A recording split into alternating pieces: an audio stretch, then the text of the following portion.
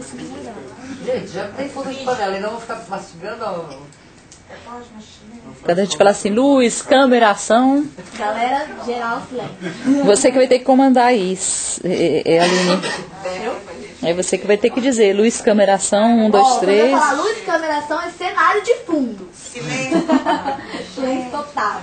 Rapidinho, só Vocês 10 minutos. simulam fazendo alguma coisa no estúdio. Gravando. Bom, Pode ir mexendo aí, ó. Pode mexer. Fazendo alguma coisa aí. ó, esse gravando então foi furado. Foi nada.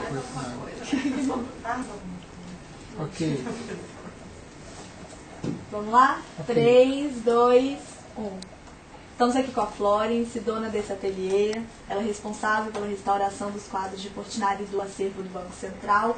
Florence, há quanto tempo você trabalha com restauração? Bom, eu comecei, na verdade, a estudar e logo em seguida a trabalhar na área em 83. Então já são 25 anos. Depois disso eu trabalhei 3 anos onde eu estudei, no Instituto aqui em São Paulo. Depois eu trabalhei no MAC, Museu de Arte Contemporânea da USP, me aposentei em 96.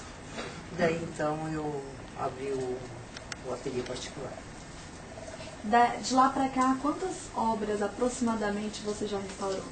Nossa, aí teria que olhar os arquivos, porque eu tenho com certeza arquivos de tudo que eu trabalhei, mas foram grandes projetos, uma quantidade muito grande de obras. Eu não sei se responder isso agora, mas com certeza é um trabalho ininterrupto, com grandes projetos, com muito trabalho. E pra você, quais são os requisitos básicos para ser um bom restaurador?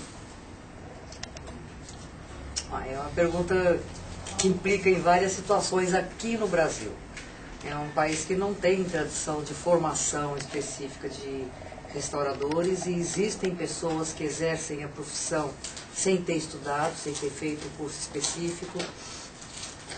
Os requisitos básicos, na minha opinião, é fazer um curso de formação, um curso completo que te dê capacidade para poder desenvolver a profissão.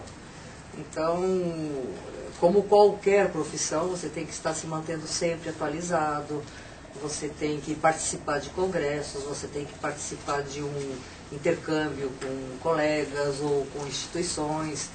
Eu acho que o trabalho de restauração é um trabalho de equipe, cada um entra com a sua formação, com o seu conhecimento e acaba formando uma equipe diversificada, onde as diferentes pessoas se completam. Quer dizer, o básico e o fundamental é você ter estudo, uma formação específica, uma fundamentação teórica para o seu trabalho prático. E falando sobre agora os quadros de Portinari, quero saber do seu olhar de restauradora sobre o pintor.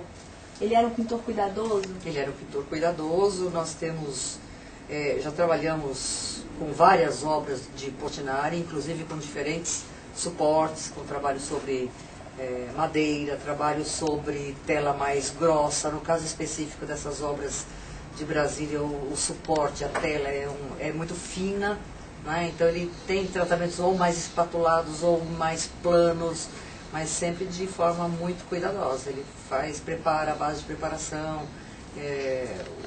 O trabalho dele é um trabalho de uma pessoa que teve cuidado na conservação da sua obra. Foram 12 peças ao todo restauradas, né? Quanto tempo dura esse processo e quantas pessoas foram necessárias para todo esse trabalho? Olha, o projeto inteiro inclui 12 obras grandes, não é? Com uma média de 2 metros por 1, a média de 2 por 1,70, variando pouco ou na altura ou na largura delas, e 3 obras de pequenas dimensões. O projeto todos inclui 15 obras do Portinari, um conjunto de 12. E uma maior zona, uma bem grande, que ficou em Brasília e que foi tratada lá mesmo, no local. Porque a dificuldade de locomoção não se justificava porque os problemas que ela apresentavam eram menores do que estas que têm vindo para cá.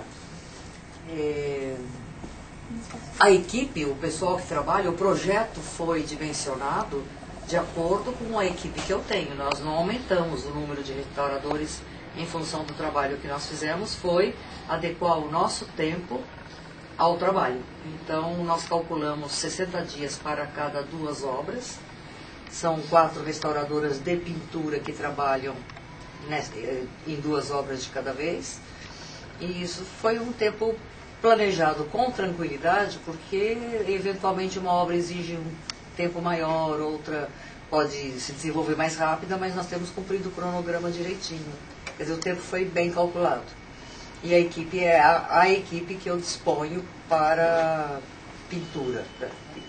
Existem outras pessoas que fazem parte da equipe que trabalham com obras em papel. E eu queria que você falasse um pouquinho sobre os processos utilizados nessas obras do Portinari para restauração. Um pouquinho sobre os processos, desde sua primeira vista, primeiro olhar sobre o quadro até ele estar totalmente... Bom, de modo geral, então vamos supor que um padrão, né, que algumas coisas escapam disso. Mas de modo geral a obra, quando chega, imediatamente ela é documentada fotograficamente.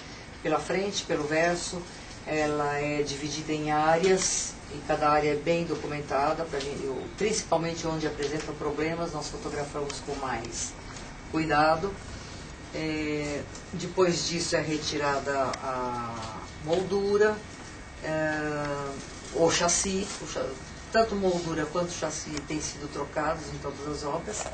Todas as obras, sem exceção, já passaram por restaurações anteriores.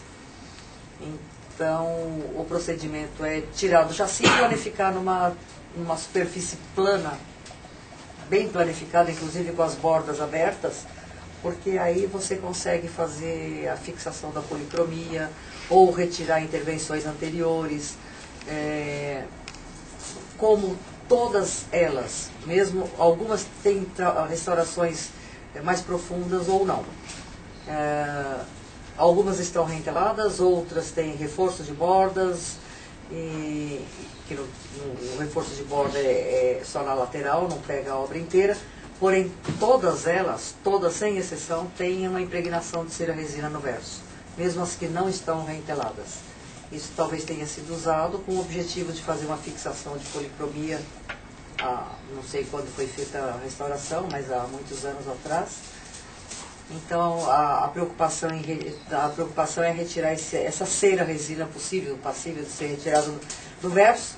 A frente é protegida com uma resina, chamada paraloide, aplica-se a resina sobre a pintura, espera secar, vira a obra com a face policromada para baixo para poder tirar o excesso de cera, mecanicamente, com bisturi. Bom, daí já começa a preparação da etapa de reentelamento, se não houver nenhuma outra, alguma outra intervenção no meio do caminho. Então, de modo geral, tirado o excesso de cera resina, já é possível preparar um novo suporte, a tela de poliéster puro que está sendo usada, num chassi provisório. No verso da tela é aplicada beva, que é um adesivo de contato. No verso da tela nova e no verso da tela original é aplicada essa resina. Muitas das telas, ou quase todas elas, antes do reentelamento, passaram por uma planificação na mesa térmica, com vácuo, para deixar bem plana antes do reentelamento. Depois é feito o envelope, pelas dimensões da obra, é feito um envelope que veda completamente a obra para ser reentelada, porque usa calor e vácuo. Depois disso ela é colocada no chassi definitivo e muitas das vezes a limpeza é feita depois desse reentelamento. E daí já passamos para uma parte de acabamento estético, quer dizer, nivelamento onde ocorreram perdas, reintegrações sobre os nivelamentos, alguma complementação pictórica. De modo geral, elas não têm grandes perdas, mas muitas já tinham repinturas antigas que, na maioria delas, na limpeza da policromia, sai naturalmente. E a última etapa que se faz é a aplicação de verniz de proteção nas pinturas a óleo.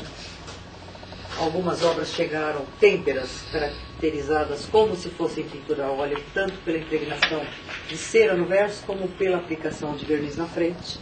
Essas têmperas nós estamos eliminando o que é possível de cera, estamos eliminando o que é possível de verniz, elas nunca voltam a ter o aspecto original da têmpera